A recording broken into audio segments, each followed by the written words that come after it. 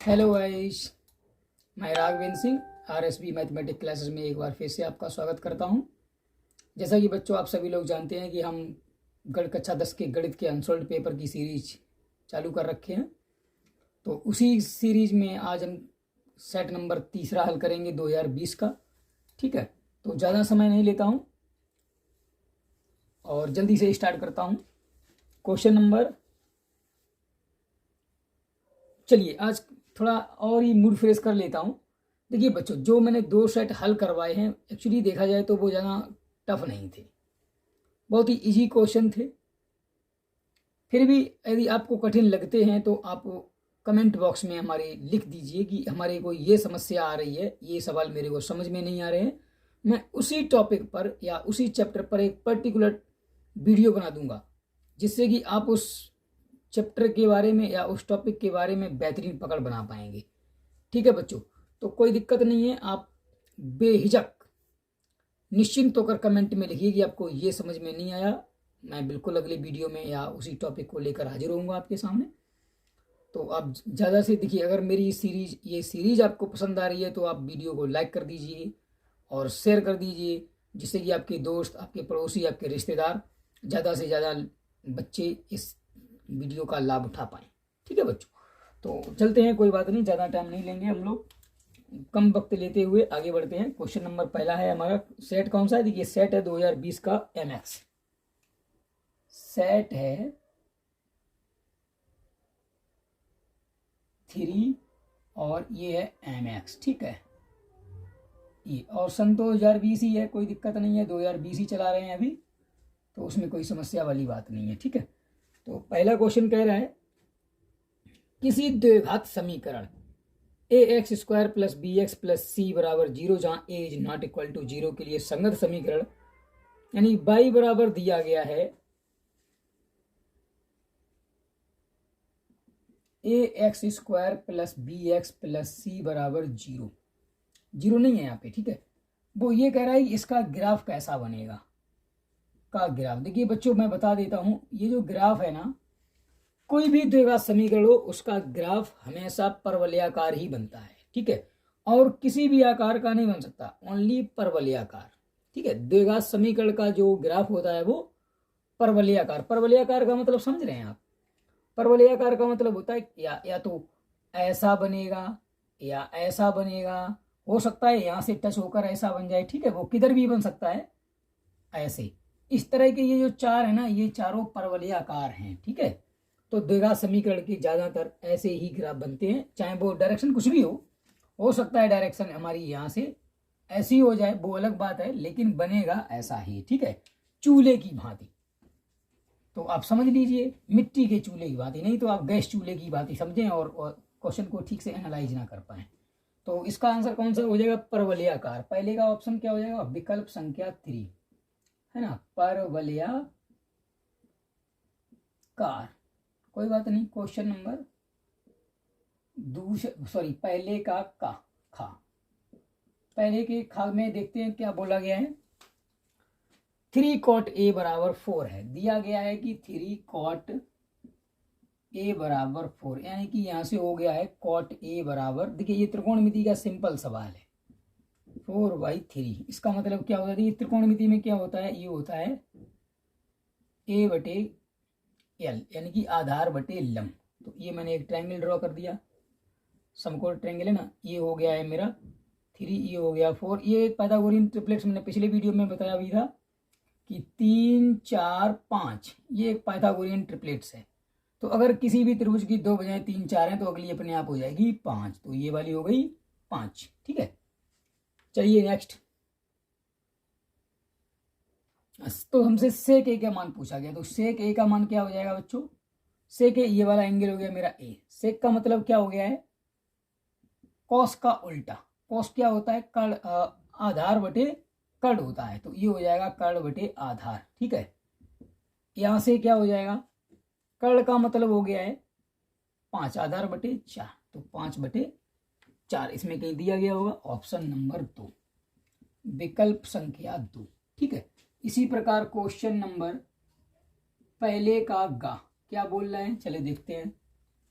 पहले का क्या बोल रहा है, 1 से 9 तक की प्राकृतिक संख्याओं का समांतर माध्य। वो देखिए 1 से 9 तक की मतलब 1 + 2 + 3 + 4 + 5 + 6 + 7 + 8 + 9 और बटे 9। ठीक है, कठिन नहीं है सवाल, बिल्कुल इजी। ऑप्शन क्वेश्चन नंबर देखिए बीच का ही उत्तर होने वाला है, इसका मतलब है 5 आंसर आएगा। टोटल जोड़ेंगे 45 ही होगा। ठीक है, और 45 में 9 का भाग देंगे, आंसर आएगा मेरा 5। या एक तरीका होता है समांतर माध्य को ज्ञात करने का, कि अगर विषम संख्या में पद दिए गए हैं और क्रमागत हैं तो बीच का जो पद होता है वो समांतर माध्य हो जाता है। ठीक है, तो बिल्कुल इजी क्वेश्चन, कोई दिक्कत नहीं है। और वैसे चाहो तो योग करने का भी तरीका, इनको जोड़ भी लीजिए। 10 10 दूनी 20, 10 तिया 30, 10 चौको 40, 5 45, 45 बटे 9 5 ही आएगा। ठीक है, जोड़ कर भी निकालेंगे तो कोई दिक्कत नहीं। फिलहाल मैंने आपको बताया जब प्रश्न बहुविकल्पी होता है तो मुझे विधिवत तरीके से लगाने की आवश्यकता नहीं है, मुझे बस उत्तर ढूंढना है। कौन से तरीके से लगाया कोई मायने नहीं रखता। ठीक है, तो बहुविकल्पी प्रश्नों को हम जितनी जल्दी हो सके उतनी जल्दी हैंडल करेंगे। तो ये है क्वेश्चन नंबर, अभी भी पहले का घा दिखाई दे रहा ना यहाँ पे लिखा हुआ बच्चों। क्वेश्चन नंबर पहले का घा है। इसमें दिया गया समांतर श्रेणी का सार्वांतर पूछा गया, कोई दिक्कत नहीं है। -5 -1 -1 के बाद है 3 फिर 7 उसके बाद है डॉट डॉट। ये समांतर श्रेणी दी गई है। कैसी श्रेणी है, समांतर श्रेणी। तो इसका सार्वांतर पूछा गया। सार्वांतर का क्या तरीका होता है, ये A1 है, ये A2 है, ये A3 है। सार्वांतर क्या होता है, A2 - A1। तो -1 - -5 बराबर कितना हो गया, -1 + 5 बराबर +4। बस यही हमारा आंसर हो जाएगा, यानी कि डी बराबर ये हो जाएगा A2 - A1। तो डी हो गया। अगर चेक करना चाहो तो और भी जी, समांतर श्रेणी दे रखा है तो ज़्यादा चेक करने की आवश्यकता नहीं है। चाहो तो यहाँ से भी चेक कर दो। 3 में से 1 गया +4, 7 में से 3 गया 4, हर जगह से 4 ही बचेंगे। ठीक है, तो ये हो गया समांतर श्रेणी का आंसर 4। कौन सा विकल्प है, विकल्प संख्या फर्स्ट, ऑप्शन नंबर 1। इसका कौन सा था ऑप्शन, ऑप्शन नंबर 2। ठीक है, ये हमारे क्वेश्चन नंबर घ तक सॉल्व हो गए हैं। अब बात करते हैं इंगिया। पासे को एक बार फेंकने पर सम संख्या प्राप्त होने की प्रायिकता। चलिए कोई दिक्कत नहीं, इसे भी सॉल्व कर लेते हैं।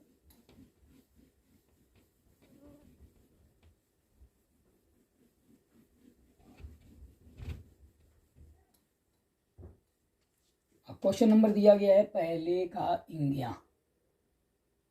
ठीक है, इंगिया में क्या कहा गया है, पासे को ऊपर फेंका गया है। ये पासे पे कितने तक अंक लिखे होते हैं, 6 तक। तो कुल अंक कितने होते हैं, 6। तो यानी कि एन ऑफ सैंपल स्पेस बराबर NS बराबर कितना हो जाएगा, 6। और वो कह रहा है कि सम संख्याएं। देखिए सम संख्या का मतलब क्या है, 1 2 3 4 5 और 6 तक ही अंक लिखे होते हैं। ये सम संख्या है, ये सम संख्या है, ये सम संख्या है। तो मेरे पास एन ऑफ मेरे फेवरेबल कितने हैं, वो है 3। तो प्रोबेबिलिटी ऑफ ई की क्या हो जाएगी, n of E upon n of sample space. तो मतलब 3/6 बराबर 1/2 इसका आंसर हो जाएगा। कितना हो गया बच्चों, इसका भी ऑप्शन नंबर 1। ठीक है, इंडिया के बाद है चा, क्वेश्चन नंबर पहले का चा। ठीक है, ये सवाल है हमारा वृत्त से संबंधित। ठीक है, कोई दिक्कत नहीं है। उसमें एक चित्र देखिए, यहाँ पे क्या है कि मेरे को वृत्त से संबंधित थोड़ी जानकारियां होनी चाहिए, जो प्रमेय वगैरह होती हैं वो।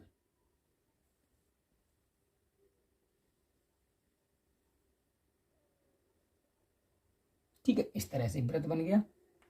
यहाँ पे एक स्पर्श रेखा दी गई है कुछ इस प्रकार, ये है T, ये है बिंदु O।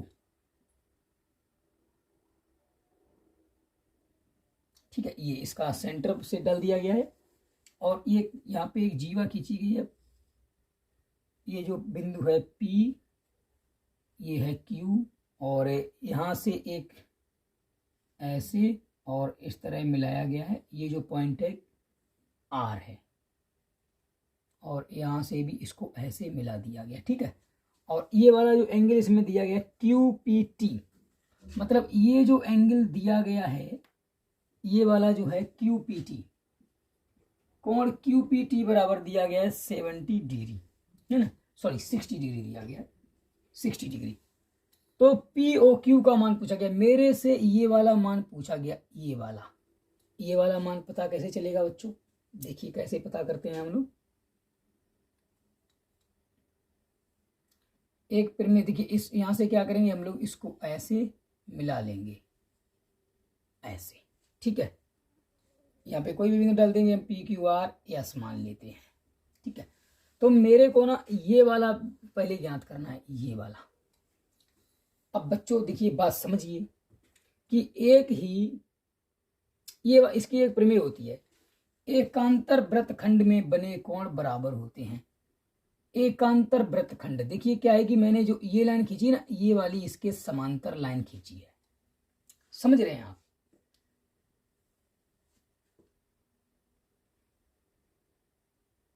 तो देखिए बच्चों ये वाला तो एंगल 90 डिग्री है ही, है ना। इस बात को आप प्रमेय में देख सकते हैं। तो मेरे पास क्या बचा, ये एंगल ना डायरेक्ट इसके बराबर होता है, ये 70 हो गया है तो ये वाला भी 70 हो जाएगा। ये एक प्रमेय दी गई है आपको, ठीक है, लंबी सी प्रमेय है, क्लास 10th में ही। अभी उस प्रमेय का देखो ध्यान नहीं आ रहा है नाम, वृत्त के चैप्टर में मिलेगा आपको, ऐसा ही बिल्कुल हूबहू चित्र बना हुआ मिलेगा बस। और ये वाला जो एंगल है, ये एंगल इसके बराबर होता है, उस प्रमेय में सिद्ध करके दिखाया गया है, ठीक है। तो देखिए ये क्या हो गया, ये एक चक्री, देखिए कछ भी सही, अरे फिर 70 लिख दिया, यहाँ पे 60 है। ये वाला एंगल, ये वाला पूरा एंगल इसके बराबर हो जाता है, ठीक है। अगर ये वाला मेरा एंगल 60 डिग्री है तो ये एक प्रमेय होती है बच्चों कि केंद्र पर अंतरित कोण परिधि पर बने कोण का दुगना होता है। तो ये वाला 60 है तो ये तो केंद्र, ये तो परिधि पे बना है, ये केंद्र पर बना है, तो ये वाला हो जाएगा 120 डिग्री। बस हमसे यही पूछा गया, कैसे आया कैसे नहीं आया, बस मेरे को दोनों प्रमेय मन में रखनी है। और ये वाला देखिए, ये वाला इसके बराबर होता है, इसके लिए प्रमेय दी गई है, एकांतर खंड में बने कोण बराबर होते हैं, ठीक है। ये वाला जो एंगल है वो इसके बराबर हो जाएगा, ठीक। और ये जो प्रमेय है, केंद्र पर अंतरित कोण परिधि पर बने कोण का दोगुना होता है, तो इसका ये दोगुना हो जाएगा, तो ये 120 डिग्री हो गया है। तो इसका जो कोण पी ओ क्यू कितना हो गया है, कोण पी ओ क्यू, कोण पी ओ क्यू बराबर हो जाएगा 120 अंश, ठीक है बच्चों, कोई दिक्कत नहीं है इसमें, ऑप्शन नंबर 2। और अब बात करते हैं लिखित सवालों की, क्वेश्चन बहुविकल्पी वाले सारे के सारे लग गए हैं, अब बात करते हैं लिखित सवालों की, ठीक है बच्चों। देखिए बच्चों क्वेश्चन नंबर 2 के काम में दिया गया है, इनको देखिए विधिवत लगाना है लिख के, यहाँ पे मुझे हल भी लिखना पड़ेगा इस तरह, है ना। और दिया है, क्या दिया है, दिया गया है कि 27,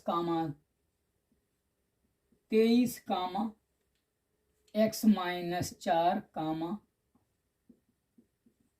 x प्लस 4, 15, 3 और 7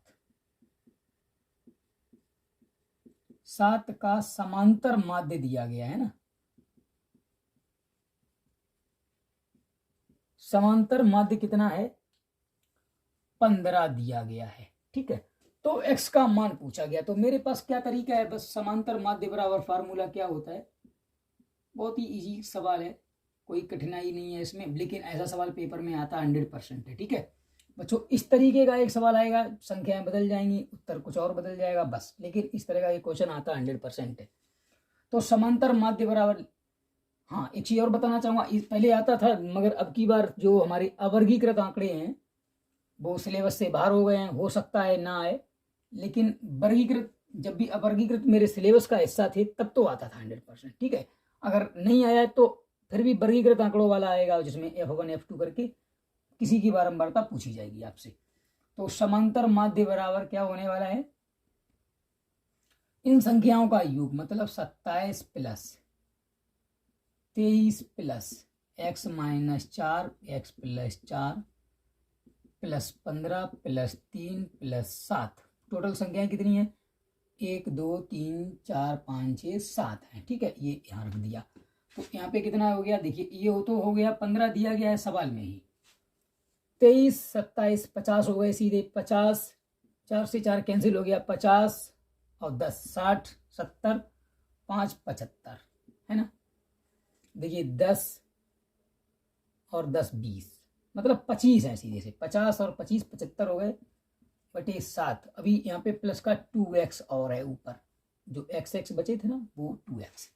ये हो जाएंगे क्या, इसका गुणा करेंगे 15 सत्ते 100, 5 बराबर हो जाएगा 75 प्लस 2x है ना। तो यहाँ से क्या होने वाला है, 2x बराबर होगा 105 माइनस के 75, 25 5 30 यानी कि यहाँ पे 30 बचने वाला है और x बराबर आने वाला है 15।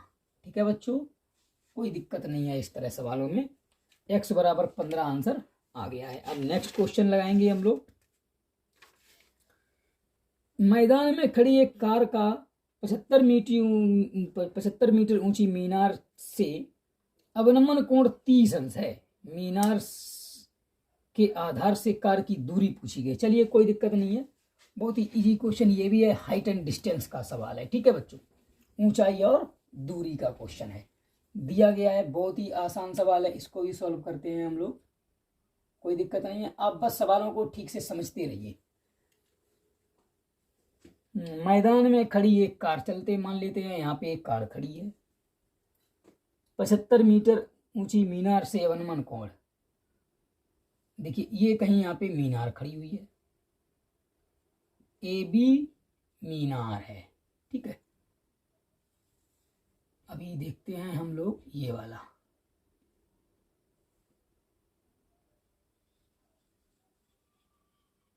ये जो अवनमन कोण है इसको दिया गया है 30 डिग्री। ठीक है, ये होता है उन्नयन कोण बच्चों, ये होता है अवनमन कोण।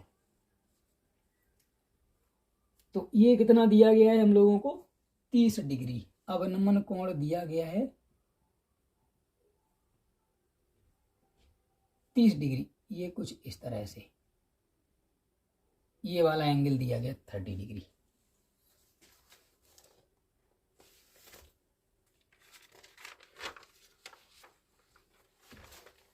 ठीक है बच्चों, कोई दिक्कत नहीं है सवालों को लगाने में। तो हमने मान लिया कि इसकी जो ऊंचाई दी है वो कितनी दी है, 75 मीटर। ये तो ऊंचाई होगी इसकी 75 मीटर, और मैं मानता हूं कि बिंदु सी पर कार खड़ी है। लिख दीजिए, माना कि मीनार से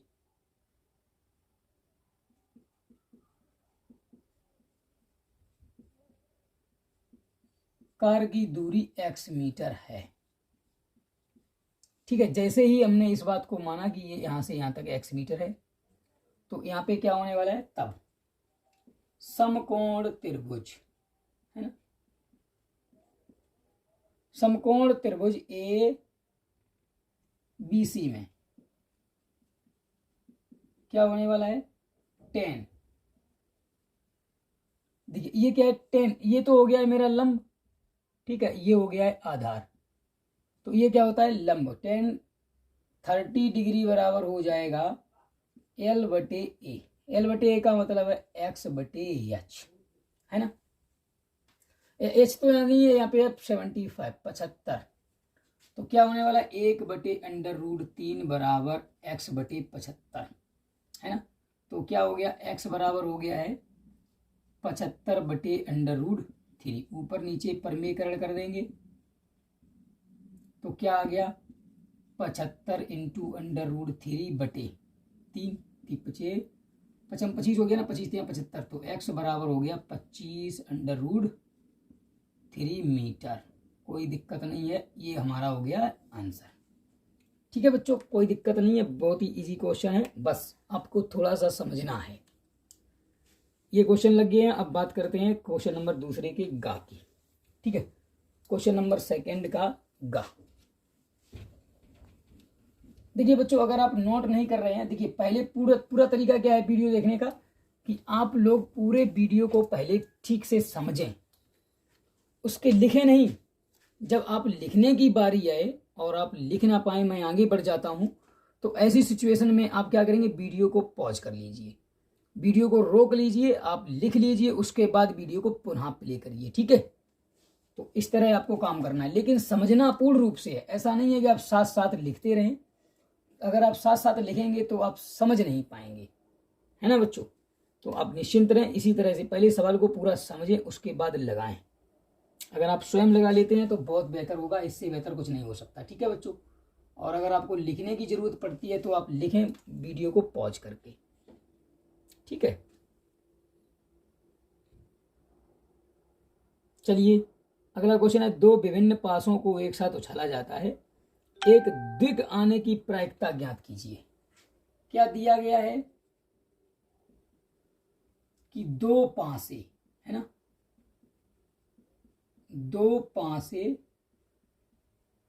एक साथ उछाली जाती है,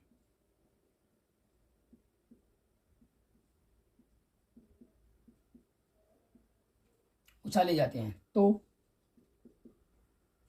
कुल कितने केस बनेंगे।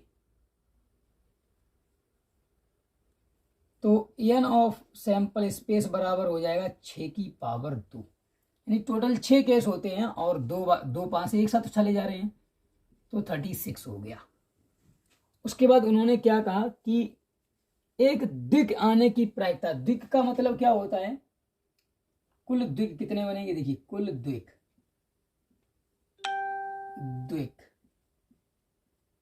द्विक का मतलब होता है बच्चों, जैसे एक पे एक आया तो दूसरे पर भी एक आए, तो ये हो गया एक द्विक, 2,2, 3,3 और 4,4, 5,5, 6,6, ठीक है, ये द्विक हैं। तो कितने हैं टोटल, यानी कि मेरे फेवर में ये वाली जो है N of E, N of E का मतलब हो गया 6, है ना बच्चों, कोई दिक्कत नहीं। मेरे को क्या चाहिए, एक दिक आने की प्रायिकता, एक दिक आने की प्रायिकता क्या हो जाएगी,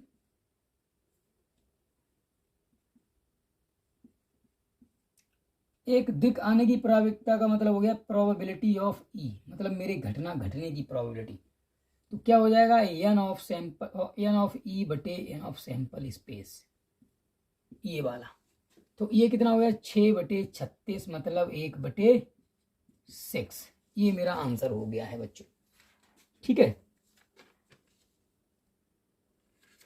कोई दिक्कत नहीं है। अब बात करते हैं क्वेश्चन नंबर, बस इतना ही था, बहुत ही छोटा सवाल था, ये हो गया है क्वेश्चन नंबर 2 का घ। क्वेश्चन नंबर 2 का घ, देखिए दिया क्या गया है,